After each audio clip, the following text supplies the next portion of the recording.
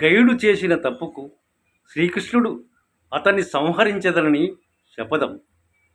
శరణుదొచ్చిన గయుణ్ణి విషయం తెలుసుకోకుండానే అతన్ని కాపాడుతానని అర్జునుడి వాగ్దానం. శ్రీకృష్ణుడి శపథం, అర్జునుడి వాగ్దానం. కృష్ణార్జునుల మధ్య యుద్ధం అనివార్యము కాగా ఇద్దరి మధ్య వాగ్వివాదం. అర్జున, మీ కుటుంబమునకు నేనెన్నో ఉపకారములను చేసి తిని, నా మాట విని గయును విడుము.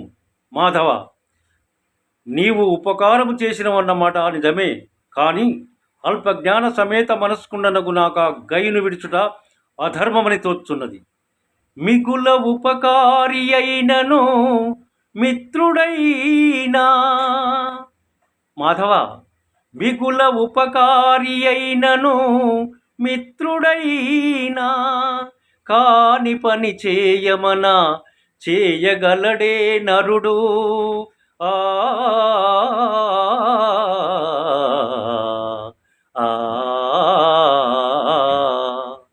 అరసి పాలిచ్చి పెంచిన అమ్మయైనా, అరసి పాలిచ్చి పెంచిన అమ్మయైనా విషము పెట్టిన గుడుచునే ప్రియసుతుండు. ఆ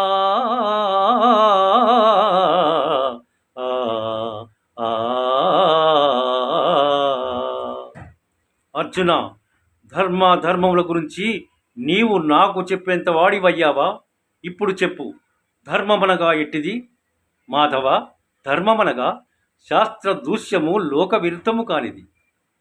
పిచ్చివాడ, లోకాచారమునకును ధర్మమునకును ఎట్టి సంబంధం లేదు. అయినా ఇవన్నీ ఎందుకు గాని, నేను ఒక మాట చెప్తాను, విని గైను విడుము. నీవు నా మాట వినినచో ఈ ధరా మండలమంతా నీకు పట్టము కట్టిన.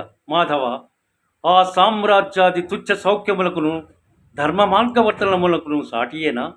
చనినారార్వరు చక్రవర్తులు మహీచక్రంబు పాలించి ధర్మ నిరూఢిన్. చనినారు షోడశ మహారాజులు మహేంద్రాదులై. చనుచోవారలు మూటగట్టుకొని ఐశ్వర్యంబు కొంపోయిరే అనగా.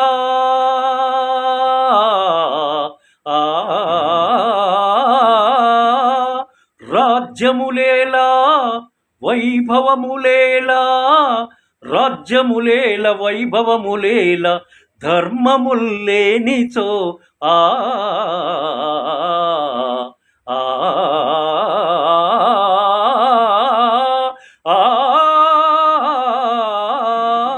ఆ